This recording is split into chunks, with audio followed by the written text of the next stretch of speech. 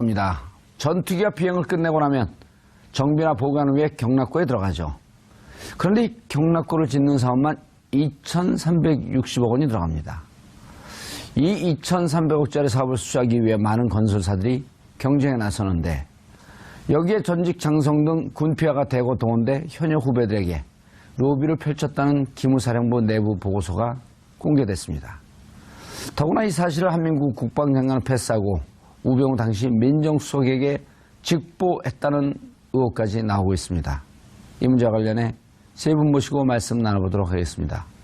고재열 시사인 기자 자리하셨습니다. 네, 안녕하십니까. 예, 군대는 다녀오셨나요? 네, 예. 잘 다녔습니다. 장교 아니었죠? 만기제대였습니다. 만기제대. 잘하셨어요. 그러니까 이 스토리 보니까 장교들은 국가의 세금을 갖고 범죄인 양성소를 졸업한 것 같아요. 뭐 그렇지 않은 분들도 많이 있다고 믿고요. 그러나 예. 역시 병장이 나라를 지켰죠. 그렇죠. 병장이 대장 위의 병장. 아하. 김창수 코리안연구원 원장 자리하셨습니다. 네, 안녕하십니까. 예. 북의 상황은 안전한가요? 북에서 내려오신 분 같아요. 지난번 방송에서는 제가 중국에 가도 예. 중국에서 시골에서 올라온 사람들 저한테 길을 묻는다고 말씀드리지 않았습니까? 북한에서 온 사람 같을 뿐만 아니라 중국에서 온 사람 같기도 하고요. 인도네시아, 필리핀 가도 그 사람들 예. 굉장히 친근하게 생각합니다. 예. 비주얼 4차 산업혁명. 아니, 자웅 위원장 오셨잖아요. 예. 연락 안 오던가요? 한번 네. 보자고. 예. 분장해가지고 텔레비전에 나오니까, 교통방송에 나오니까 사람들이 보고 예. 달라졌다고 그러던데요. 그럼요. 탤런트 같아요. 예. 자, 이종훈 평론가 오셨습니다. 인사하시죠. 안녕하십니까. 예, 이종훈이라고 격투기 선수 있다고 제가 얘기 드렸죠. 네, 굉장히 예. 많습니다. 이종훈. 외모도 도처에 격투기 같고. 각 분야에 한 명씩 다 있습니다. 네. 한쌈 하시나요? 좀 하죠. 네. 식사하실 때 쌈 잘 드세요? 한쌈. 당연히 한 쌈도 잘 먹죠. 예. 예, 이런 아재 그 농담, 아재 개그 금지법이 곧 국회를 통과한다고 그 전에 잔뜩 해둬야 됩니다. 자, 어떤 일이 벌어진 건가요? 네, 지금 사실은 이제 이 사건이 불거졌던 것은 2016년 3월 말입니다. 예. 당시에도 이 FX 경락고 관련해서 그런 이 심사위원이 총 68명으로 구성되는데 40명이 군 내부 그리고 예. 28명이 민간인데 그 안에서 당시 이제 현대건설 측과 대우건설 측에 이런 다양한 로비가 있었다. 그것이 밝혀져서 심사에서 현역 이 연관급 이상으로 현역 심사단이 구성됐었는데 현역 심사단은 전부 다 바뀌었죠. 예, 그리고 그 현대건설과 대우건설 주로 방식은 그런 특히 공병대 출신의 뭐 장성부터 연관급 이 제대자들을 고용을 해서 그들이 현역 시절 부하였던 이 현직 지금 이제 공병대 장교들을 접대하는 형식으로 지금 그림이 나오네요. 진행됐습니다. 그리고 예. 이제 뭐 접대 방식이 모바일 상품권이나 그리고 선지불안 골프 사용권이나 이런 이제 좀 새로운 방식으로 했다. 그렇게 해서 좀 화제가 됐던 방식입니다. 그리고 사실은 그때 당시 기사는 나왔었나요? 네, 당시 기사는 나왔습니다. 그러나 이제 이게 우병우 이 전 수석에게 직보가 돼서 군 체계를 흐트르고 직보가 되었다는 사실 그 자체가 사실 중요합니다. 예. 그리고 당시에서 결론에서 좀 더 중요했던 사실은 다시 현대건설과 대우건설이 둘 다 문제가 됐지 않습니까? 예. 그런데 최종 사업자로 대우건설이 대우건설도 됐고요. 예. 그런데 그거는 그 당시의 문제였고 지금은 이제 직보된 것 가지고 오늘 좀 충분히 얘기를 하면 좋을 것 같습니다. 예. 김혜영 의원이 그 입수한 자료예요. 네, 그렇습니다. 김혜영 의원은 부산에서 당선된 부산 지역 5명 의원 중에 최연소 변호사 출신 아닌가요?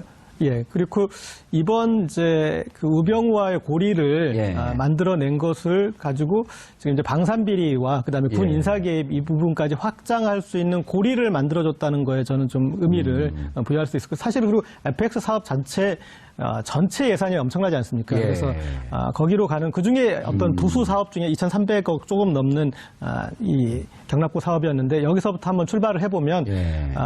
다양한 방식의 이제 방산비리 그리고 또 우병우 전 수석을 비롯해서 최순실 쪽 관련한 그런 뭐 인사개입도 얘기할 수 있고 그리고 계속적으로 제기되는 부분이 록히드 마틴사가 최순실 씨와 직접 관여를 예. 직접 연결을 되었다라는 의혹이 제기되고 있는데 그것에 대해서 또 다시 한번 좀 얘기해 볼 수 있는 어떤 그런 그 인계철선 같은 그런 사건이라고 볼 수 있을 것 같습니다. 그다음 정윤회 씨와 김관진 씨는 형 동생하는 관계였다. 네. 라는 증언도 나왔고요. 김혜영 의원이 그 부산 의원 맞죠? 예, 맞던데 이번에 이게 작년 4월 13일 총선 때 부산에서 5명 의원 됐는데 네. 김혜영 의원이나 이런 분들 안 됐으면 이런 건 누가 밝혀냈겠어요? 그렇죠. 부산의 네. 부산 갈매기 오영재들이 그러니까요. 그러니까 이게 국민들이 정말 이 선거를 통해서 제대로 된 의원, 제대로 된 대통령 뽑는 게 이렇게 중요한 거예요. 네, 그렇습니다. 예. 자, 김창수 원장님. 청와대에서 끝내 연락이 안 오나요? 예. 큰 배는 사람들 많이 싣고 네. 이미 떠났습니다. 네. 그 무슨 얘기가 멋있는 얘기 같은데 배는 떠났다 그러면 되지 뭐 사람들 많이 싣고 떠났어요. 그러니까 청와대에 이미 큰 배 타고 다 들어갔습니다. 사람들이. 그랬군요. 근데 자꾸 배 떠났는데 저한테 그 미련을 갖는 그런 말씀 던지지 마십시오. 다음 배가 옵니다. 제가 또. 책에 안 나오는 멋진 말을 하나 알려드릴게요. 그럴 네. 때는 큰 새는 가시덤불에 앉지 않는다. 들어본 말 같기도 하고요. 예, 네. 우리 속담 책에는 없는 겁니다. 제가 만든 겁니다. 예. 저한테서 연락 안 와요? 전 통일부 장관 추천될 줄 알았는데. 그럼 뭐 정봉주 의원님이 강력하게 좀 힘을 써줬었으면 됐을 예. 텐데. 근데 그냥 뭐 음주운전 경력 있잖아요. 그래서 저의 적은 바로 정 의원입니다. 이런 이야기가 그냥 예. 파다하게 장안에 퍼졌습니다. 내부의 적용이다. 제가 얘기한 것만 한 100번을 했을 거예요, 방송에서. 그러니까요. 그냥 유명한 스타가 됐습니다. 제가. 자, 이 군 내부에 대해서도 좀 잘 아시나요? 잘 모릅니다. 네, 근데 왜 오셨어요? FX 사업에 대해서 조금 말씀드릴까 합니다. FX, 예. 그 얘기를 좀 해줘보세요. 금방 우리 이제 고재열 기자께서 말씀하지 않았습니까? 이번에 문제는 경납고를 짓는 데 비리가 발생한 거죠. 예. 1년 군 예산이 얼마입니까? 우리나라 30조가 좀 넘을 겁니다. 예. 예. 그런데 FX 사업이라는 거는 우리가 지금 이번 FX 사업이 3차 사업입니다. 한국에 차세대 전투기를 도입하고자 하는 사업입니다. 예. 그래서 FX 사업으로 3차 사업으로 지금 현재 F-35가 로키드 마틴의 F-35로 결정됐습니다. 예. 근데 이 과정 속에서 많은 문제가 있지 않습니까? 그렇죠. 아주 귀가 따갑게 들어오는 얘기 아니에요? 근데 F-35 사업이 FX 3차 사업인데 그 예산이 8조 3천억 원 정도 됩니다. 예, 그러면 이게 이제 이 결정되는 과정에서 원래 우리가 방위사업청에서 결정할 때는 2013년도에 F-15기로 결정을 했습니다. 예. 그런데 갑자기 2013년 9월 달에 김관진 국방장관이 F-15를 F-15가 결정된 게 2000 몇 년도라고요? 2013년도에 이미 결정됐습니다. 2013년도에요. 근데 그게 9월 달에 예. 김관진 국방장관이 알 수 없는 이유로 F-35로 갑자기 바꿔버립니다. 그리고 바꿀 때 김관진 국방장관은 정무적인 판단이라고 말합니다. 딱 한마디 얘기했죠. 예. 정무적 판단이다. 그래서 이것 때문에 이제 아까 우리 고 기자님하고 봉두사님이 말씀하셨던 김관진, 최순실, 정윤회의 예. 그런 커넥션이 이제 이것 때문에 나오는 것입니다. 예. 그러면은 우리 군인들은 많은 군인들은 절대 그렇지 않을 거라고 생각합니다. 근데 일부 군인들은 이런 대형 그 방위 산업을 먹잇감으로 생각하는 겁니다. 그래서 마치 먹이를 찾아 떠나는 그 산기슭의 하이에나처럼 이 8조 3천억 원이 되는 것을 어떻게 뜯어먹을 것인가. 예. 모기를 찾아 헤매는 창공의 검은 독수리처럼. 자꾸 제가 멋진 멘트를 날리면 그걸 자꾸 수정하려고 하십니까? 이게 수정주의 학설입니다. 일종의. 네, 그래서 이제 그 FX 사업에서 이미 많은 어떤 비리가 있었고 거기서 이제 뜯어먹을 때 뜯어먹으면서 결국은 우리의 어떤 차세대 전투기 사업은 그건 이제 굉장히 뼈대만 남는 그러니까 살 뜯기고 못 뜯기고 그런 상태가 되어버렸습니다. 그래서 거기에 또 마지막 남아있는 거라고 생각한 게 바로 F-35를 우리가 2018년도 내년도에 도입하기로 되어 있습니다. 그럼 내년도 도입했을 때 비행기를 어디다 둬야 됩니까? 경납고에 둬야 되잖아요. 그렇죠. 집에다 갖다 놓을 수는 없잖아요. 경납고를 만드는 이 2천억 정도 되는 이 사업에서도 또 이거를 먹이로 생각하는 겁니다. 8조 3천억을 또 뜯어먹고 2,300억은 어찌 보면 나머지. 코끼리 비스켓인데 이걸 또 뜯어먹고. 그렇죠. 그래서 이제 이번에 그 비리가 지금 김혜영 의원이 군 내부에서 군피아들이 어떻게 이 먹이를 찾아 헤매는 하이에나들의 모습이 무엇인지 어떻게 먹이를 뜯어먹는지에 대해서 그 내부 구조를 이번에 지금 밝힌 것입니다. 내부 문서인 거죠? 네. 이종훈 평론가님. 네. 이거 보셨죠? 그 사진으로 나온 맞습니다. 예. FX 시설사업 로비 실태. 타이틀이 그거였었어요? 네. 이게 군 내부 자료 아닐까요? 고 이제 우병우 전 민정수석에게 직보되었을 것으로 추정되는 문건. 이번 사건은요, 규정을 잘해야 됩니다. 예. 자, 이번 사건은 어떻게 해보세요. 규정을 예. 해볼 수 있느냐 하면 잔치상에 잔치상이 차려졌어요. 거기 생선 한 마리가 올라 있는데 그 생선 한 마리를 먹으려고 얼라들이 여러 명이 달라붙었다가 어른한테 혼나고 쫓겨난 사건입니다. 그 어른하고 친한 사람 모은 사건. 큰 잔치상은 FX 사업이죠. 예. 7조 3천 예. 400억인가요? 자, 이 사업은 누가 주관하고 있었죠? 추정컨대 최순실, 정윤회 그리고 박근혜 전 대통령. 그렇게 막 얘기해도 돼요? 이 추정컨대. 추정컨대. 예, 일단 뭐 정윤회, 최순실 그 커플이 아마 좀 뭔가 상당히 좀 이렇게 관계하지 않았을까라는 추정까지는 지금 나와 있는 상태지 않습니까? 정윤회, 최순실을 막 지금 얘기해도 겁나는 상황이 아니네요. 보니까 네. 다 감옥 가고 이제 뭐 심판 하여튼 빠졌는데. 정윤회 씨는 좀 이제 떨려놨다고 치고 빼고 예, 예. 그러면 박근혜, 최순실 두 그 복식조의 그동안의 활동상의 연장선에서 볼 때 예. 이런 큰 대형 사업을 그냥 놔뒀을 리는 없다라고 아하. 전제를 하고 아. 자, 그러면 크게 이제 잔치상이 이제 벌어진 거죠. 예. 차린 거예요. 자, 그런데 거기에 이제 이 경납고라고 하는 한 토막에 이제 생선이 올라 있은 겁니다. 치키다시. 예. 치키다시보다는 크죠. 그런 표현 쓰면 안 돼요. 메인 찌끼다시.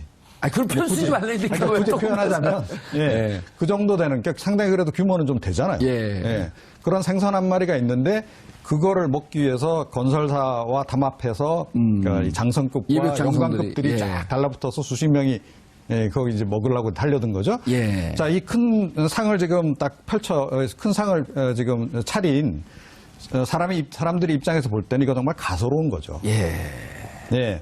그래서 정보 파악을 한 거죠. 예. 기무사를 동원해서 어떻게 진행되는지 파악을 한 거고, 예. 그 결과, 얘네들이 이거 우리가 지금 전체 상 차려놓고 지금 식사하려고 그러는데, 이거를 지금 이 한 생선 한 마리를 놓고 이러고 있네?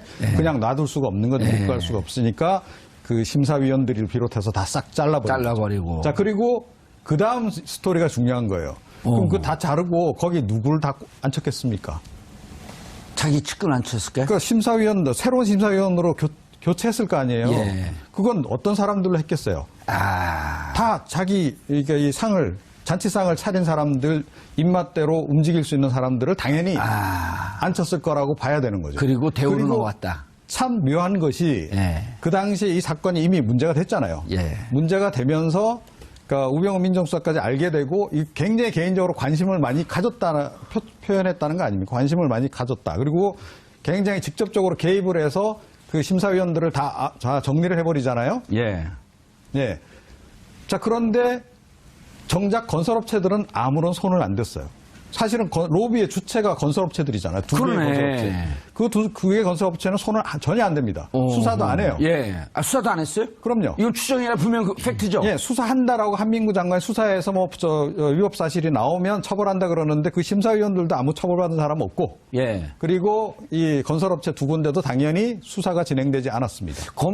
그 건설업체는 한민국 국방장관이 수사할 수도 없는 거예요. 왜냐하면 무슨 그 군인이 민간인을 수사를 해요? 검찰을 고발하든지 해야지. 아니, 그렇죠. 이런 사건이 예. 벌어지면 군내 그럼 감찰을 한 다음에 감사나 감찰을 한 다음에 그 결과를 검찰을 고발해야 되는 예. 거죠.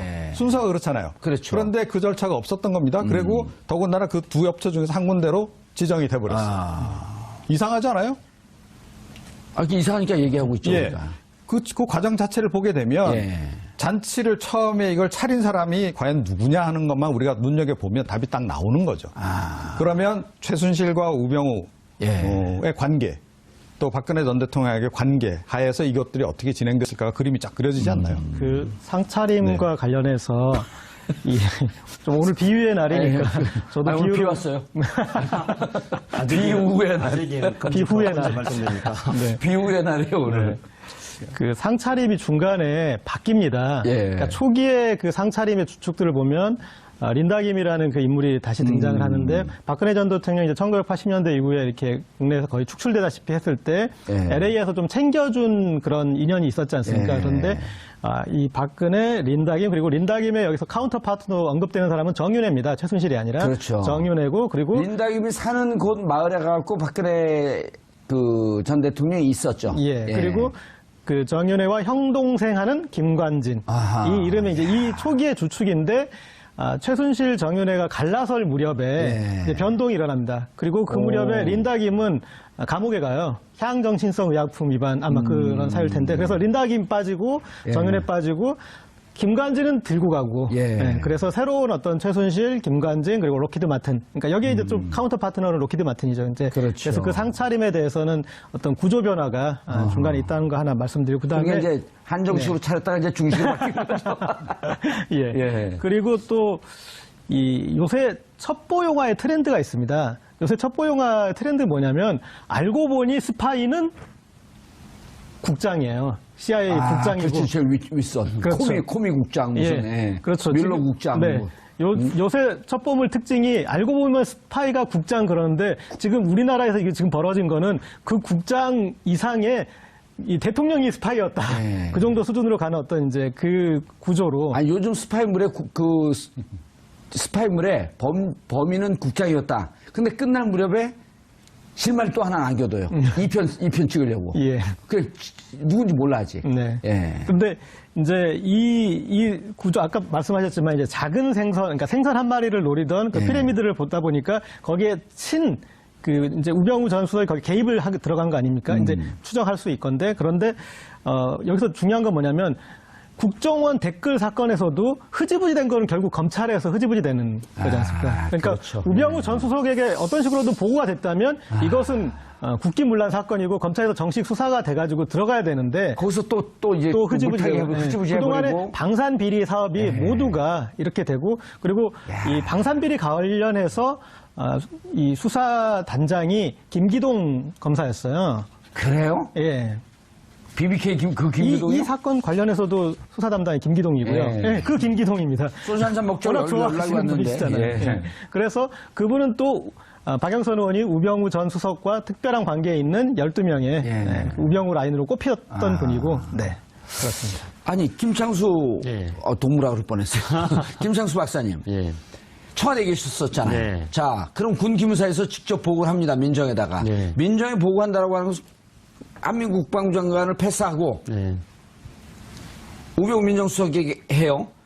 이게 정보라니까 할 수 있어요. 네. 그래도 한민국 국방부 장관한테 보고를 해서 이제 올라와야 되는데 어쨌든 왔어요. 우병우한테.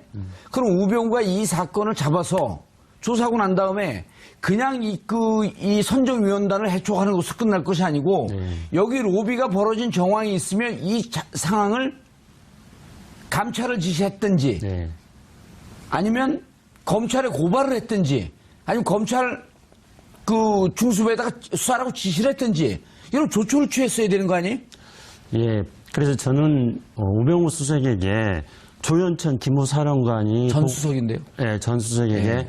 조현천 기무사령관이 보고했다는 데서부터 지금까지 언론에서 보도하지 않는 몇 가지 의문점들을 가지고 있습니다. 그러니까 첫 번째는 우선은 조현천 기무사령관이 예. 알자회 출신이거든요. 알자회. 예, 우리가 이제 군 내부에 어떤 그 사조직을 이야기할 때 최근에 많이 이야기되고 있는 게 알자회지 않습니까? 서로 알고 지내자 해가지고 만들어졌다는 그 알자회인데 조현천 기무사령관은 이미 이제 박근혜 정부 때 어떤 급속하게 부각되고 있는 알자회 출신으로서 대표적인 우리가 쉽게 설명할 수 있는 용어로 말씀드리자면은 정치 군인인 거죠. 그렇기 때문에 청와대 실세인 우병우 수석하고 예. 어떻게 하든지 간에 정치적으로 잘 보이고 싶은 그런 차원에서 보고를 했겠죠. 지금 사진이 나오네요. 근데 참 그 우병우 씨 저 명예훼손 당하려고 저 이상한 사진을 갖다 써요 저렇게. 그러면은 인상이 좀 그 우병우 수석 인상으로 지금 우리가 3,000% 죄송합니다. 3,000%가 아니라 엉뚱한 곳으로 이거 말 잘해야 되는데 엉뚱한 곳으로 빠지면 안 됩니다. 예. 그러면 조현천이 왜 우병우 전 수석에게 보고했을 것인가? 조현천. 네. 예. 그거는 이제 당연히 우병우 수석이 사정 라인을 장악하고 있었기 때문에 그것이 우병우 수석의 업무 범위에 속할 수 있습니다. 하지만 우리가 여기서 주목해 봐야 될 거는 우병우 수석이 당시에 방산 비리 체결에 굉장히 앞장섰는데 예. 그래서 황기철 해군 참모총장을 그때 구속을 했었습니다. 방산 비리 혐의로요. 예. 그런데 황기철 해군 참모총장은 나중에 무죄로 판명이 됐습니다. 그러면 왜 우병우 수석이 황기철 해군 그 참모총장 출신인데 예. 이분을 방산비리 혐의로 수사를 해가지고 구속하게까지 만들었는가, 그 배후에서 그런 역할을 했는가, 그걸 살펴봐야 되는데요. 그때 이제 세월호 문제하고도 우리가 여기서부터 의문을 가지고 출발을 해봐야 된다고 봅니다. 왜 그러냐면 세월호 문제가 많이 발생했을 때 해군에서 통영함을 예. 세월호 긴급 구조를 하는데 투여를 하느냐 마느냐 뭐 이런 논란들을 많이 출항하느냐 있지 않았습니까? 마느냐 논란했을 때 결국 출항을 안 시켰죠. 그렇죠.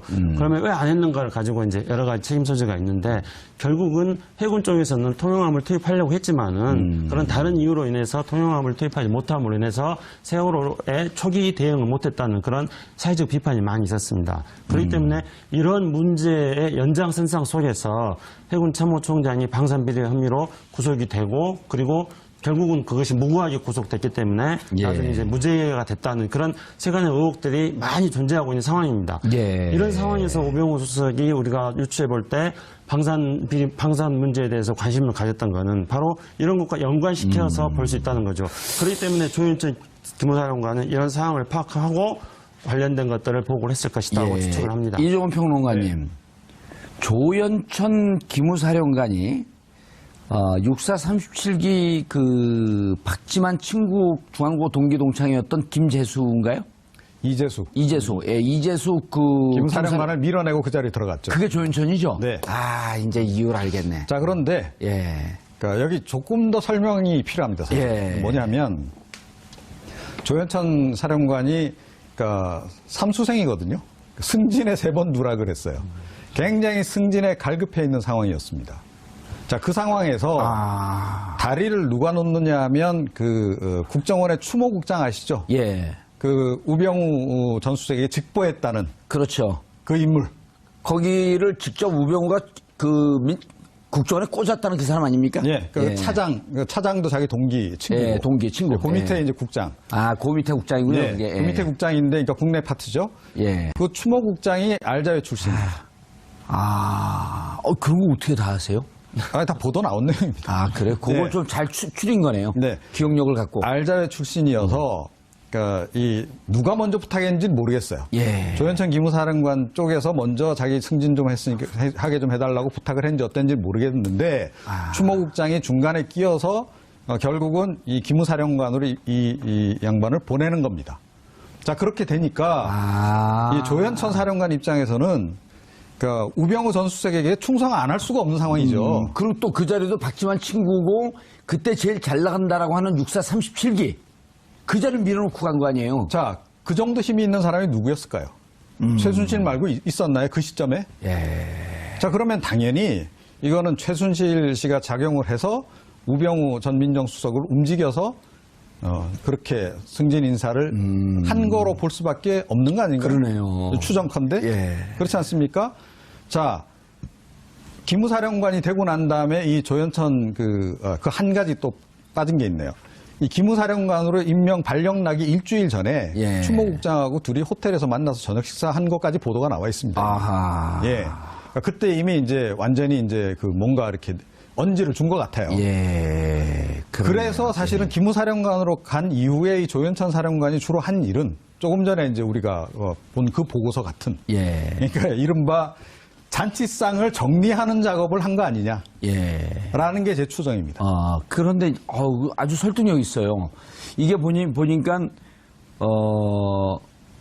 2013년 말에 정윤회가 사람을 시켜서 박지만이를 미행했다. 네. 라고 하는 사건 나온 게 2013년 12월이거든요. 2014년 2월. 아니, 13년 12월서부터 2월 그 사이죠. 그래갖고 항의 전화를 김기춘 실장한테 했다는 게 2014년 2월. 그리고 그 이재수 기무사령관은 2013년 11월인가 10월쯤 그 임명이 되거든요. 그리고 그 다음에 2014년 10월 달에 경질. 10월 달에 경질되죠. 예. 그러니까 그 전에 11월 달에 된 게 맞네. 11개월 만에 경질이 됐으니까.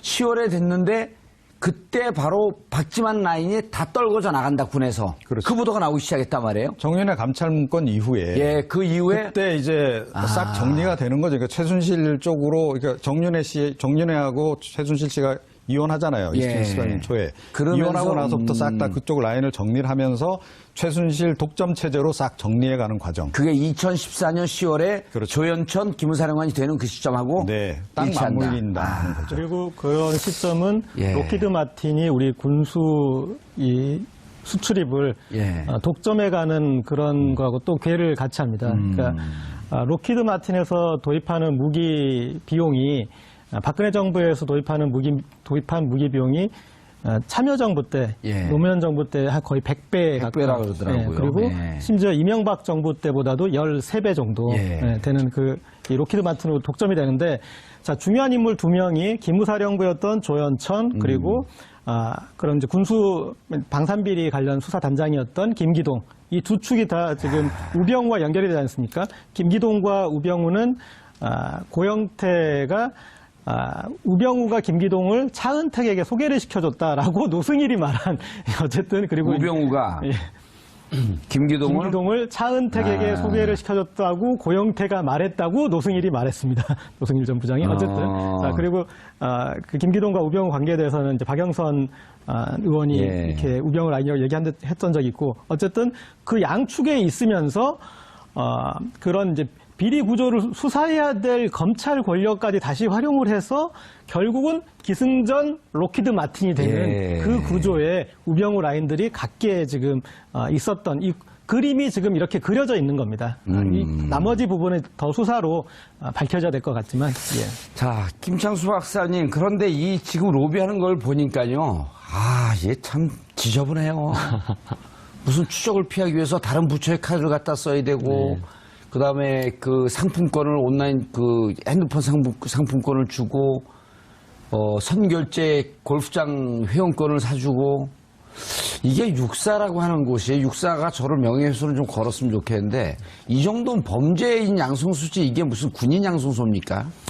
앞에 말씀드렸지만은 우리나라의 군인들이 뭐 다 그러진 않을 거라 생각하는데요. 그렇죠. 아니 근데 이분들이 예. 군 내에서 잘 나가는 에이스들이에요, 다. 그런데 이게 이제 왜 그러냐면 그 근본부터 따져봐야 됩니다. 저는 이 근본부터 따지자면은 이른바 이제 요즘 말하는 가짜 안보 예. 또는 이 수구 안보. 예. 이 수구 안보 시절에 안보의 본질적인 목표는 상실하고 정치적으로 자신들의 이익을 얻기 위한 그런 변질된 정치 군인의 시대가 만든 적폐다고 생각합니다. 권력과 검은 돈 이 두 개 이외에는 관심이 없는 거 아니에요? 그렇죠. 그게 바로 이제 그런 것들을 우리가 수구 안보라 그러는 거죠. 가짜 안보라 그러는 가짜 거죠. 안보. 그 가짜 안보 시대의 가짜 안보, 적폐입니다. 진짜 안보 어디서 듣던 얘기인데요? 뭐 요즘 많이 이야기하는 건데요. 팟캐스트에서도 많이 하고. 근데 예. 어쨌든지 간에 그렇기 때문에 실질적으로 이제 군인들에 대해서 우리 사회적으로 그렇게 별로 존경하지도 않게 되지 않았습니까? 그러다 보니까 이제 뭐 군인들이 결국은 이제 그 과거에 뭐 자기 선배들이 했던 예. 그런 나쁜 관행들을 물려받아가지고 어떻게 하든지 간에 안보라는 거대한 어떤 우리 국가를 지켜나가야 되는 공공체를 예. 자신들의 먹잇감으로 생각하게 되고 그것들이 이제 사회가 발전하고 민주화 되어지면서 점점 더 그런 방식들을 과거 같은 방식들을 택하기 어려워지니까 이제 그런 구차한 방법들을 택해 나가게 되는 이런 상황까지 이르게 된 겁니다. 이종훈 평론가님, 이런 거에 군대에서 현역으로 있는 그 부하 그 장성들이 선배들이 만나자고 해서 딱 가서 봤더니 평상시에 자기들이 바늘도둑이었으면 이제 이게 소도둑이 되고 나타난 거예요. 그리고 야, 너네 이렇게 국가에 충성을 했는데 보상을 받아야 될 거 아니야? 우리가 한평생 젊은 시절을 국가에 충성하면서 안보하면서 국방하면서 바쳤는데 그러면서 거기에다가 돈 풀고 먹을 거 풀고 떡고물 풀고 근데 그거를 그 청와대에서 직보를 받고 난 상태에서 수사도 하지 않고 야 이게 그러니까 그 김종대 의원이 김종대 의원이 약간 이게 좀 그 거품이 심해갖고 네. 근데 군에서 실탄이 없었고요 실제 훈련할 때 총을 들고 빵빵빵빵빵 그러면서 훈련한다는 거예요. 그게 말이 되는 얘기예요? 말이 그럼 안 뒤로는 되죠. 이렇게 돈을 빼먹고 있고. 네, 말이 안 되는 얘기고 실제로 그렇지는 않을 거라고 저는 생각합니다. 그럼 김종대 의원이 거짓말했다는 거예요? 그런 냄새가 살짝 나는데요. 너무 과장한 듯한 느낌이 확 나는데요. 아니 근데 그거는 기사에 나왔어요. 뭐냐면 네. 드론 샀잖아요. 드론 2,300만 3천만 원인데 드론 교대요. 그 내무반이 드론 이쪽에다 올려놓고 그거 싹 닦는데 이게 안 띄운다는 거야. 띄워서 고장 나면 징계 먹으니까. 그럴 정도로 군대 내의 예산이 부족해요. 그건 맞습니다. 예, 그건 맞고요. 빼먹는 것도 이제 좀 과거보다 오히려 더 늘어난 것 같아요. 그러니까 이게 뭐냐면 악화가 양화를 구축하는 건 정말 순식간입니다. 자, 그런데 이 군대도 그렇고 모든 조직, 공무원 조직도 마찬가지인데 위에서 안 먹으면 밑에서 절대 못 먹습니다. 눈치가 보여서. 자, 그런데 위에서 한번 먹기 시작하면 밑에 사람들 따라 먹거든요. 똑같이 먹죠. 왜냐면 자, 그런데 우리가- 그렇게 물이 한번 톤탁해지면 그 물 다시 맑게 하는 게 굉장히 힘들어요, 사실은. 왜냐하면 그 사람들이 계속 그런 방식으로 그러니까 돈과 이런 걸 활용해서 계속 승진하는 그런 시스템을 딱 만들어버리기 때문에 그거를 깨기가 굉장히 힘들거든요. 차제 국방개혁의 가장 중요한 과제가 군복을 바꿔야 될 것 같아요. 흰옷으로. 백의로. 백의종군. 아주 그 백색, 맑은 정신으로 돌아가라. 그러니까 겨울에만 전투해야 되겠네요. 눈 왔을 때. 아니, 그렇죠. 이게 진짜 웃으면 넘어갈 이런 비리예요, 이게. 그런데 이게 이제 방법이 없는 건 아니고요. 근데 시간은 많이 걸릴 겁니다. 예. 제가 보기에 아마 적어도 10년은 걸릴 거예요. 이게 부패의 물을 싹 빼는데. 그런데 이건 정말로 힘든 게 위에부터 정말 돈 안 먹는, 한마디로 돈 안 먹는 사람이 딱 가서 영을 세워서 그걸 굉장히 10년 정도 지속적으로 하지 않으면 힘든다라는 얘기죠, 이게. 사관학교 체제 말고 그냥 ROTC 체제로 가는 건 어떨까요? 글쎄요. 삼군사령부하고. 그거는 또 알 수가 없죠. 그러니까 내가 얘기하고도 알 수는 없네요. 네. 근데 이거 어떻게 잡아야 될 거 아니에요? 그리고 지금 그 군 내부에서 그러니까 국방장관을 잘 임명을 해야 된다니까요. 깨끗한 분으로? 이번에도 좀 어렵죠?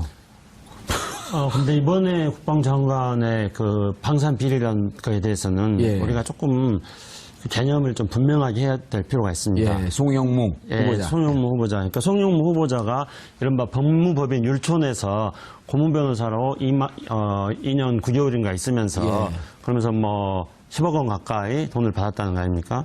근데 이제 여기서 핵심이 되는 건 어떤 거냐면은 법무법인 율촌이요? 예. 율촌에서. 근데 이제 율촌이 어떤 걸 했냐면은 우리나라의 방위 산업을 해외로 확장시키기 위한 수출하기 위한 최초의 프로젝트를 시작을 했습니다.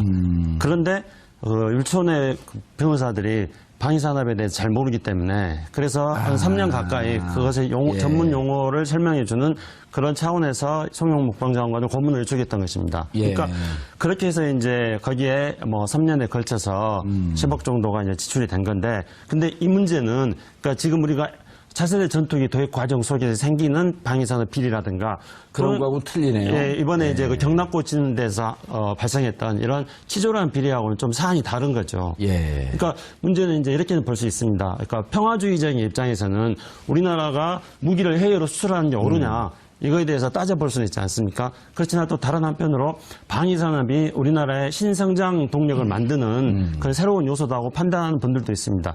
그런 사람들 시각에서 볼 때는 우리나라 무기 수출의 어떤 활로를 좀 넓혀 나가는 것들이 필요하다 이렇게 볼 수 있거든요. 그러니까 그런 차원에서 시작한 율촌의 그 공공 그 방위산업 프로젝트에 이제 고문으로 참여했던 것이기 때문에요. 그거하고 이런 비리하고를 뒤섞여서 볼 게 아니라 이것이 과연 구분해서 보면서 옳은지 그른지에 대해서 정확하게 판단은 그러니까 청문회에서 그런 부분을 좀 정확하게 구분을 짓고 판단해야 될 거라고 봅니다. 근데 이종원 평론가님, 아까도 이제 우리가 진짜 아주 정의롭고 국가를 위해서 희생하고 헌신한 그런 군인들에게는 좀 죄송하지만 이게 군에서 제일 잘 나가던 사람들 아니에요? 그러니까 이런 사람들이 잘 나가는 그런 문화가 정착이 된 게 문제인 거죠. 이런 사람들이 이런 식으로 승진을 하고 돈에 그러니까 방산비리에 개입하고 이런 사람들은 조기에 도태하는 시스템이 만들어졌더라면 이 사람들이 거기까지 못 올라가는 거죠. 그래서 악화가 양화를 구축했다는 말씀을 제가 드리는 근데 거예요. 선배들이 네. 아주 그 3스타, 4스타 이 별을 달고 군대에서 존경받던 선배들이 은퇴하고 나타나갖고 로비스트가 돼서 돈 풀고 이런 거를 그런데요. 취재하지 않으니까. 자, 그 지점에 대해서 제가 말씀드릴게요. 그러니까 3스타, 4스타 출신 중에요. 은퇴한 다음에 그런 방산업체 아예 발길을 가까이 안 하는 분들도 굉장히 많습니다. 일부러. 왜 그러겠어요, 그분들은? 그러니까 군인으로서 자존심을 지키기 위해서 나는 그건 절대로 안 한다. 연금 받아 생활하면 되지 내가 왜 그런 데까지 가서 은퇴하고 나서 하느냐라고 그러니까 하는 분들도 굉장히 많다라고 하는 거를 제가 다시 한번 강조를 해드립니다. 그런 분들이 저는 진짜 군인이라고 저는 생각을 해요. 오늘 주제하고 좀 빛나는 건데 그분들한테 뭐 표받을 일 있어요? 아니요. 아니, 그분들 있죠, 당연히. 아니, 그러니까 제가 말씀드리잖아요. 그러니까 군에 지금 마치 조금 전에 말씀하셨잖아요. 사관학교가 무슨 뭐 그런 뭐 이런 거 나쁜 짓이나 가르치는 그런 학교인 것처럼 말씀하시니까 대부분은 아니다라는 거죠. 대부분은 아니고 저 퇴직하고 나서 이렇게 업체에 이렇게 하는 경우 그렇게 흔한 경우가 아닙니다, 이게. 아니, 사실은. 이분들은 어떻게 해야지 이거를 군 비리, 대한민국 비리 구조를 어떻게 해야지 이거 뿌리 뽑아요? 이제 재밌는 케이스가 예. 아까 김기동 검사가 방위 사업 비리 정부 합동수사단 단장이라고 그렇죠. 단장이었다고 제가 말씀드리지 않았습니까? 이분이 적발한 로키드 마틴이 아닌 이제 다른 군수 산업업체와의 그런 것들은 적발을 많이 했어요. 예. 그중에 그 예전에 클라라랑 시비가 붙었던 이규택. 이규택. 일광공영인가요? 예. 거기 회장. 그럼 구속됐죠, 지금. 네. 예. 네, 그쪽을 잡아냈어요. 근데 그때 보니까 기무사에서 4급 이 간부가 계속적으로 이규택 회장한테 정보를 주고 있었어요. 그러니까 기무사가 이런 군 비리를 감시해야 되는데 거기에 원흉이 이제 기무사였던 그때는 이제 그 정도 드러났었는데 우리가 더 큰 그림을 봤더니 여기도 피렘이고 예. 진짜 도둑들은 따로 있었다. 그러니까요. 여기서 이제 이 잡아채는 거는 이런 피라미드를 피라미드는 아니죠. 여기는 매기 정도는 되겠다.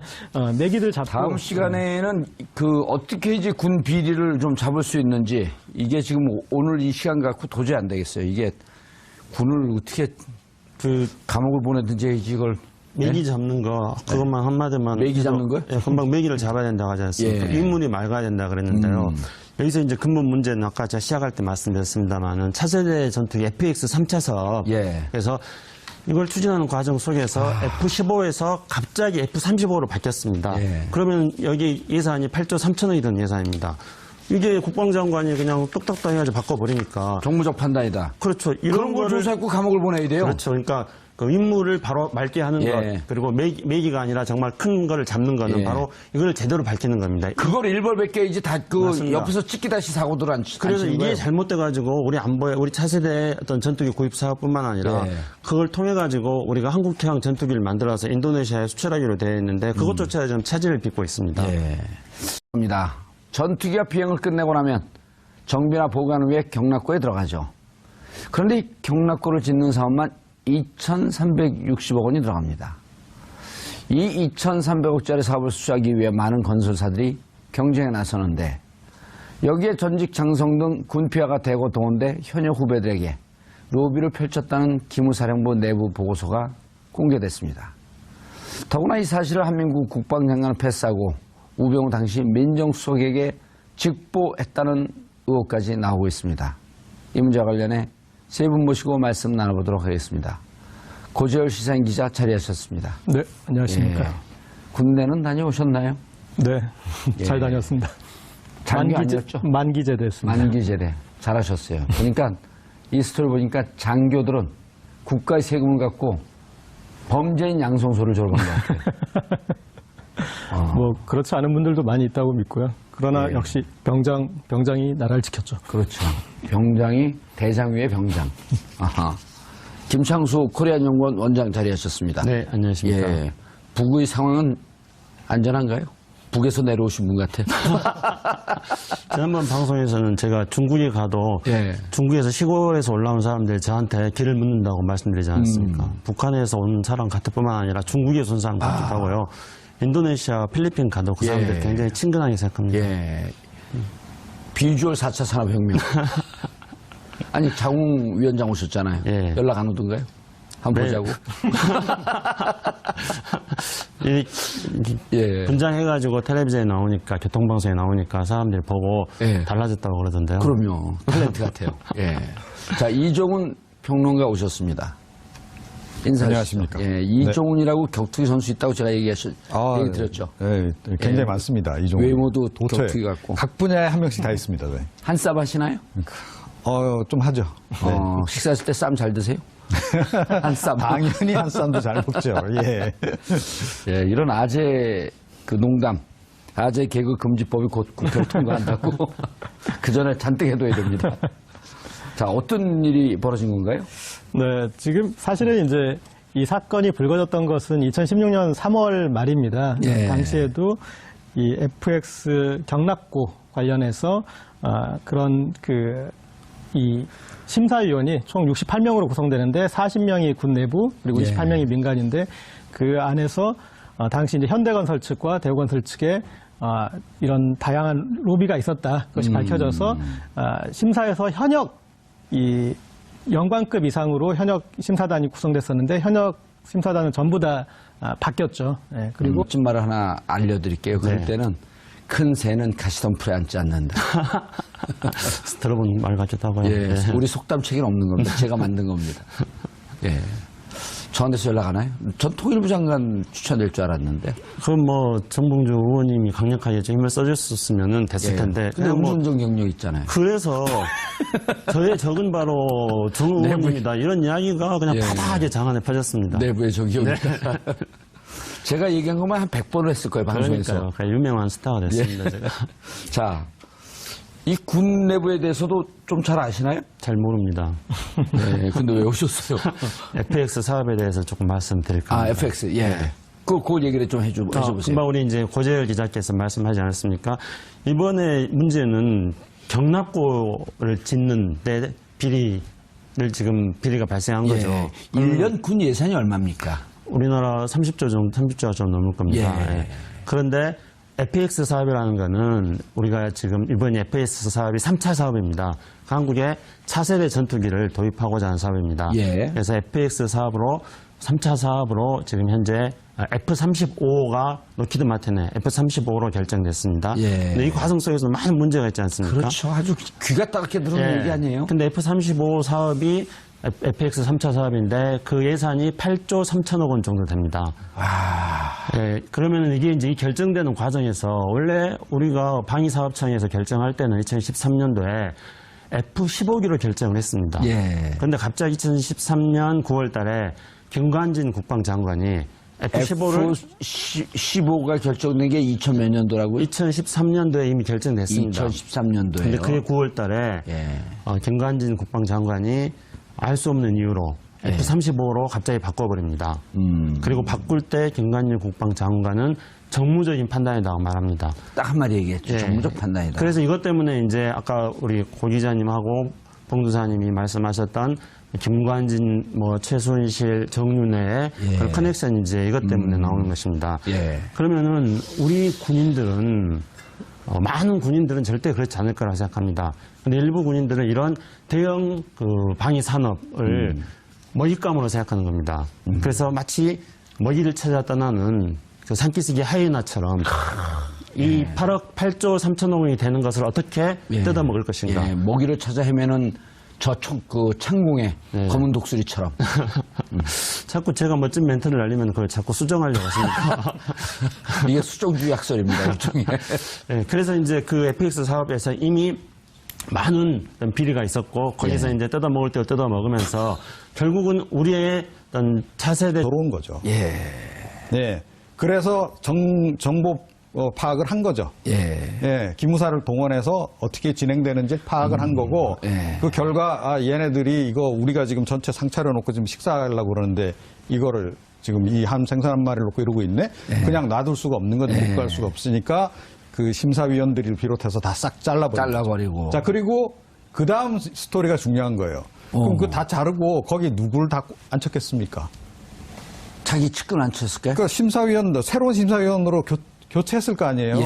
그건 어떤 사람들로 했겠어요. 다 자기 이 상을 잔치상을 차린 사람들 입맛대로 움직일 수 있는 사람들을 당연히 앉혔을 거라고 봐야 되는 거죠. 그리고 대우는 놓았다. 참 묘한 것이 그 당시에 이 사건이 이미 문제가 됐잖아요. 문제가 되면서 그러니까 우병우 민정수석까지 알게 되고 굉장히 개인적으로 관심을 많이 가졌다 표현했다는 거 아닙니까? 관심을 많이 가졌다. 그리고 굉장히 직접적으로 개입을 해서 그 심사위원들을 다 정리를 해버리잖아요. 자, 그런데 정작 건설업체들은 아무런 손을 안 댔어요. 사실은 로비의 주체가 건설업체들이잖아요. 두 개의 건설업체. 두 개의 건설업체는 손을 전혀 안 댑니다. 수사도 안 해요. 수사도 안 했어요? 그럼요. 이건 추정이 아니라 분명 팩트죠? 수사한다라고 한민구 장관이 수사해서 위법 사실이 나오면 처벌한다 그러는데 그 심사위원들도 아무 처벌받은 사람 없고. 그리고 이 건설업체 두 군데도 당연히 수사가 진행되지 않았습니다. 그 건설업체는 한민국 국방장관이 수사할 수도 없는 거예요. 왜냐하면 무슨 그 군인이 민간인을 수사를 해요? 검찰을 고발하든지 해야지. 아니 이런 사건이 예. 벌어지면 군내 그럼 감찰을 한 다음에 감사나 감찰을 한 다음에 그 결과를 검찰을 고발해야 되는 예. 거죠. 순서가 그렇잖아요. 그렇죠. 그런데 그 절차가 없었던 겁니다. 그리고 더군다나 그 두 업체 중에서 한 군데로 지정이 돼버렸어요. 이상하지 않아요? 이상하니까 얘기하고 있죠. 예. 우리가. 그 과정 자체를 보게 되면 예. 잔치를 처음에 이걸 차린 사람이 과연 누구냐 하는 것만 우리가 눈여겨보면 답이 딱 나오는 거죠. 그러면 최순실과 우병우의 예. 관계, 또 박근혜 전 대통령의 관계 하에서 이것들이 어떻게 진행됐을까가 그림이 쫙 그려지지 않나요? 그 상차림과 네. 관련해서 좀 오늘 비유의 날이니까 저도 오늘 비 왔어요. 비후의 날. 비후의 날. 발전되니까. 네. 비후의 날이에요 오늘.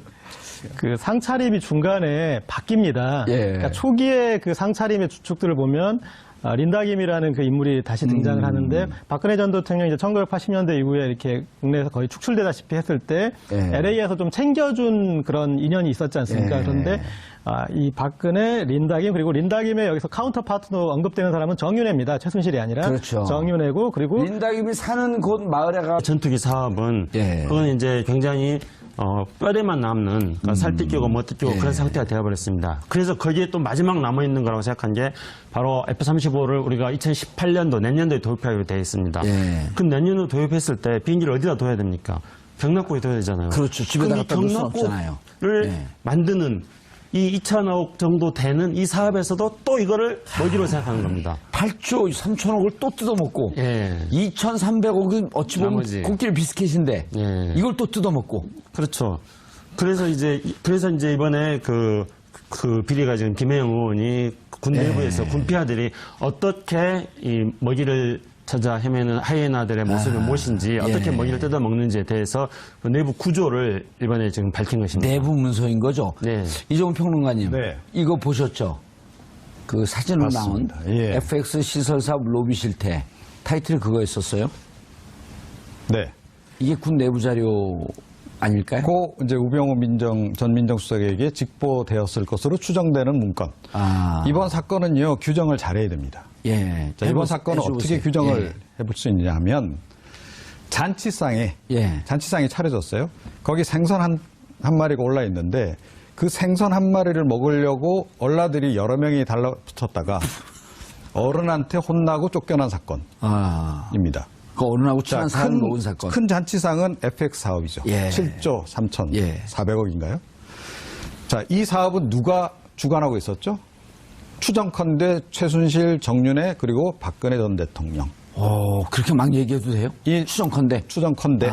예, 일단 뭐 정윤회, 최순실 그 커플이 아마 좀 뭔가 상당히 좀 이렇게 관계하지 않았을까라는 추정까지는 지금 나와 있는 상태지 않습니까? 정윤회, 최순실은 막 지금 얘기해도 겁나는 상황이 아니네요. 보니까 네. 다 감옥 가고 이제 뭐 힘다 하여튼 빠졌는데. 정윤회 씨는 좀 이제 떨려놨다고 치고 빼고 예, 예. 그러면 박근혜, 최순실 두 그 복식조의 그동안의 활동상의 연장선에서 볼 때 예. 이런 큰 대형 사업을 그냥 놔뒀을 리는 없다라고 전제를 하고 자 그러면 크게 이제 잔치상이 이제 벌어진 거죠. 예. 차린 거예요. 자 그런데 거기에 이제 이 경납고라고 하는 한 토막에 이제 생선이 올라 있은 겁니다. 찌끼다시. 예. 찌끼다시보다는 크죠. 그런 표현 쓰면 안 돼요. 메인 찌끼다시. 그런 표현 쓰지 말라니까. 그러니까 굳이 표현하자면 예, 그 정도 되는 그러니까 상당히 그래도 규모는 좀 되잖아요. 예. 그런 생선 한 마리가 있는데 그거를 먹기 위해서 건설사와 담합해서 그러니까 이 장성급과 이백 장성들이, 영광급들이 예. 쫙 달라붙어서 수십 명이 거기 이제 먹으려고 달려든 거죠. 예. 자, 이 큰 상을 지금 딱 큰 상을 지금 차린 사람들의 입장에서 볼 때는 이거 정말 가소. 그 현대건설과 대건설 주로 방식은 그런 특히 공병대 출신의 뭐 장성부터 영광급 이 제대자들을 고용을 해서 그들이 현역 시절 부하였던 이 현직 지금 이제 공병대 장교들을 접대하는 형식으로 지금 그림이 나오네요. 진행됐습니다. 그리고 예. 이제 뭐 접대 방식이 모바일 상품권이나 그리고 선지불한 골프 사용권이나 이런 이제 좀 새로운 방식으로 했다. 그렇게 해서 좀 화제가 됐던 방식입니다. 그리고 사실은 그때 당시 기사는 나왔었나요? 네, 당시 기사는 나왔습니다. 그러나 이제 이게 우병우 이 전 수석에게 직보가 돼서 군 체계를 흐트르고 직보가 되었다는 사실 그 자체가 사실 중요합니다. 예. 그리고 당시에서 결론에서 좀 더 중요했던 사실은 다시 현대건설과 대우건설이 둘 다 문제가 됐지 않습니까? 예. 그런데 최종 사업자로 대우건설이 대우건설도 됐고요. 예. 그런데 이제 그거는 그 당시의 문제였고 지금은 이제 직보된 것 가지고 오늘 좀 충분히 얘기를 하면 좋을 것 같습니다. 예, 김혜영 의원이 그 입수한 자료예요. 네, 그렇습니다. 김혜영 의원은 부산에서 당선된 부산 지역 5명 의원 중에 최연소 변호사 출신 아닌가요? 예, 그리고 이번 이제 그 우병우와의 고리를 예. 만들어낸 것을 가지고 지금 이제 방산비리와 그다음에 군 예. 인사개입 이 부분까지 확장할 수 있는 고리를 만들어줬다는 거에 저는 좀 의미를 부여할 수 있을 것. 사실 그리고 FX 사업 전체 예산이 엄청나지 않습니까? 예. 그래서 거기로 가는 그 중에 어떤 부수 사업 중에 2,300억 조금 넘는 이 경납고 사업이었는데 여기서부터 한번 출발을 해보면 예. 다양한 방식의 이제 방산비리 그리고 또 우병우 전 수석을 비롯해서 최순실 쪽 관련한 그런 뭐 인사개입도 얘기할 수 있고 그리고 계속적으로 제기되는 부분이 로키드 마틴사가 최순실 씨와 직접 관여를 예. 직접 연결을 되었다라는 의혹이 제기되고 있는데 그것에 대해서 또 다시 한번 좀 얘기해 볼 수 있는 어떤 그런 그 인계철성 같은 그런 사건이라고 볼 수 있을 것 같습니다. 그다음 정윤혜 씨와 김관진 씨는 형 동생하는 관계였다. 네. 라는 증언도 나왔고요. 김혜영 의원이 그 부산 의원 맞죠? 예, 맞던데 이번에 이게 작년 4월 13일 총선 때 부산에서 5명 의원 됐는데 네. 김혜영 의원이나 이런 분들 안 됐으면 이런 거 누가 밝혀냈겠어요? 그렇죠. 부산의 네. 부산 갈매기 오영재들이 그러니까요. 그러니까 이게 국민들이 정말 이 선거를 통해서 제대로 된 의원, 제대로 된 대통령을 뽑는 게 이렇게 중요한 거예요. 네, 그렇습니다. 예. 자, 김창수 원장님. 청와대에서 끝내 연락이 안 오나요? 예. 큰 배는 사람들 많이 싣고 예. 이미 떠났습니다. 네. 그 무슨 얘기가 멋있는 얘기 같은데 배는 떠났다 그러면 되지 뭐 사람들 많이 싣고 떠났어요. 그러니까 청와대에 이미 큰 배 타고 다 들어갔습니다. 사람들이. 그랬군요. 근데 자꾸 배 떠났는데 저한테 그 미련을 갖는 그런 말씀 던지지 마십시오. 다음 제가- 배가 옵니다. 또. 제가 책이 안 나오는